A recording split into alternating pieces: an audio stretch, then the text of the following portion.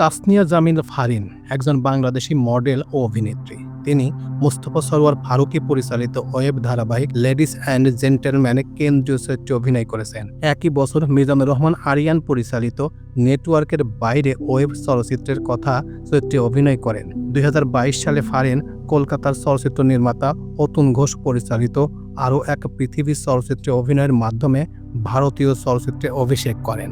2022 সালে তিনি ladies and জেন্টলম্যানে অভিনয়ের জন্য ওয়েব সিরিজের শ্রেষ্ঠ অভিনেত্রী ও শ্রেষ্ঠ উদীয়মান নারী অভিনয়শিল্পী বিভাগে চ্যানেল আই ডিজিটাল মিডিয়া পুরস্কার লাভ করেন।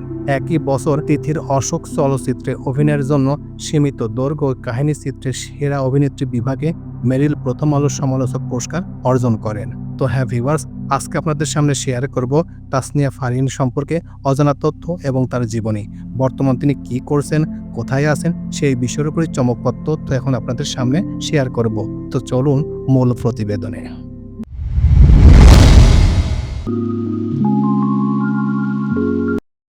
কর্মজীবন। 2017 সালে আমরা আবার ফিরব কবে নাটকে অভিনয় দিয়ে ছোট পর্দায় তার অভিষেক হয়। মায়ের ইচ্ছাতেই তিনি অভিনয় শুরু করেন। 2018 সালে তিনি বিকাশের একটি বিজ্ঞাপনে মাশরাফি বিন মর্তুজার সাথে কাজ করেন। একই বছর ফারিন অভিনীত ভালোবাসা দিবসে এক্স বয়ফ্রেন্ড নাটকটি বেশ পরিচিতি এনে দেয় তাকে। ওই বছর এক্স বয়ফ্রেন্ড নাটকে অভিনয়ের মাধ্যমে তিনি পরিচিতি পান।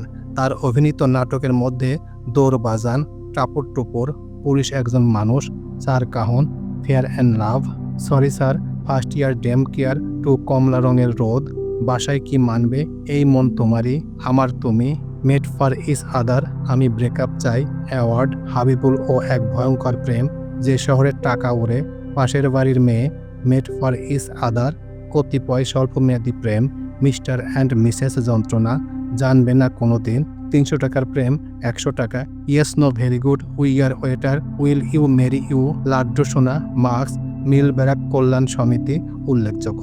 এছাড়া জি5-এর ওয়েব সিরিজে ladies and gentleman web series টলে তাকে দেখা গেছে। 2019 সালে তিনি প্রায় 80টি নাটকে অভিনয় করেছেন। 2025 সালে 23শে মে অনুষ্ঠিত 26তম মেরিল প্রথম আলো পুরস্কার অনুষ্ঠানে তাসনিয়া ফারিন আফরান নিশোর সাথে সঞ্চালনা করেন। চলচ্চিত্রের তালিকা।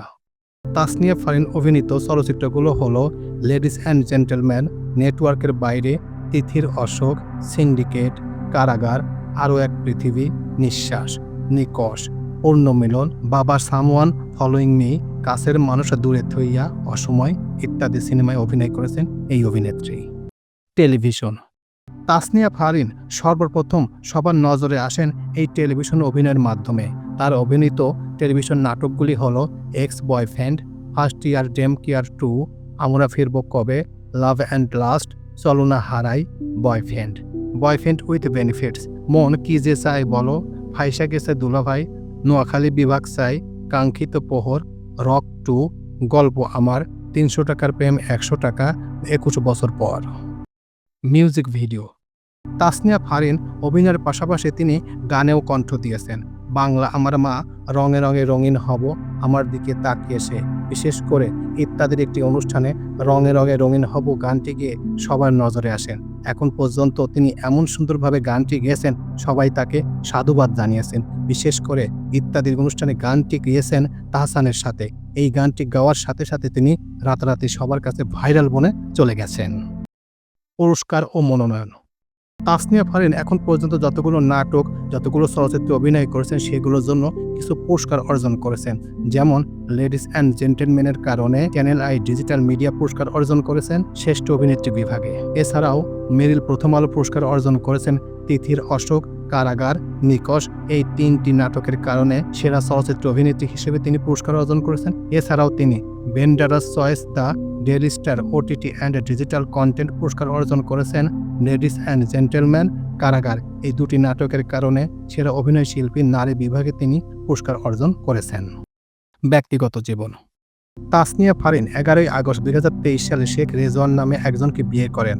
বর্তমান তারা খুবই সুখী এবং ভালোভাবে দিন যাপন করছেন।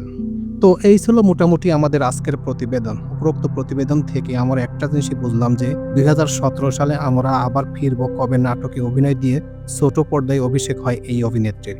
এরপর চলচ্চিত্রে অভিনয় করেন, ওয়েব ফিল্মে অভিনয় করেন, এছাড়াও কণ্ঠশিল্পী হিসেবে সবার সামনে পরিচিতি লাভ করেন। এক কথা, এই অভিনেত্রী ৩ জায়গায় সফল এবং পরিশেষে ২০২৩ সালে স্বামীকে বিয়ে করেও খুব সুখী দাম্পত্য জীবন পরিবহন করছেন। আশা রাখি স্বামী, সন্তান, বাবা মাকে নিয়ে খুবই সুখীভাবে জীবন পরিচালনা করবেন, এই দোয়াই কামনা করি। তো এই প্রতিবেদন আপনাদের কাছে কেমন লাগলো? যদি ভালো লেগে থাকে তাহলে অবশ্যই লাইক, কমেন্ট, শেয়ার করবেন। আর যারা এখন পর্যন্ত এই চ্যানেলটি সাবস্ক্রাইব করেন নাই, আর অবশ্যই এই চ্যানেলটি সাবস্ক্রাইব করবেন। তো সবাইকে ধন্যবাদ জানিয়ে এখানেই শেষ করছি। আল্লাহ হাফেজ।